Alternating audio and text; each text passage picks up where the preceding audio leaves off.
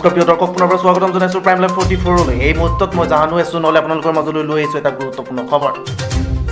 অসমত সংহাৰী ৰূপ ধাৰণ কৰিছে মহামাৰী কৰোণা ভাইৰাছ, যাৰ বাবে স্তব্ধ হৈ পৰিছে ৰাজ্য। স্তব্ধতাৰ মাজতেই সকলো স্তব্ধ থকাৰ পাছতেই কিন্তু লেখাপানী গাঁৱত কাজল দেৱনাথ নামৰ এজন ভণ্ড ব্যৱসায়ীয়ে চলাই আছে মুক্তভাৱে ইটা ব্যৱসায় কাৰ্য। এই ক্ষেত্ৰত গাঁওবাসীৰ অভিযোগ, লেখাপানী আৰক্ষী থানাৰ কোনো গুৰুত্ব নাই, যাৰ বাবে ৰাইজ শংকিত হৈ পৰিছে। যিকোনো মুহূৰ্তত সংক্ৰমণ ঘটিব পাৰে মহামাৰী কৰোণা ভাইৰাছ। পুনৰবাৰ জনাইছোঁ, তিনিচুকীয়া ডিষ্ট্ৰিক্ট লেখাপানী গাঁও পঞ্চায়তৰ ভিতৰতে চলাই আছে কাজল দেৱনাথ নামৰ এজন ইটা ব্যৱসায়ী ইটা ভাটাৰ কাম।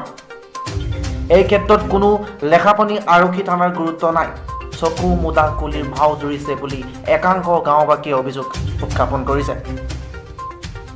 আৰু ৰাইজ শংকিত হৈ পৰিছে, যিকোনো মাহত সংক্ৰমণ ঘটিব পাৰে মহামাৰী কৰোণা ভাইৰাছ। কিদৰে ইটা ভাটাৰ কাম চলাই আছে এই ভিডিঅ' ফুটেজটো চাওক।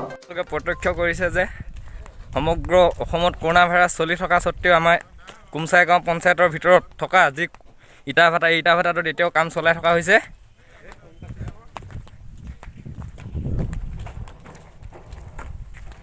আপোনালোকে দেখিছে ইয়াত এতিয়াও কাম স্থগিত কৰা হৈ আছে, স্থগিত কৰা হোৱা নাই। বৰ্তমান পৰ্যন্ত এওঁলোকে কাম চলাই আছে।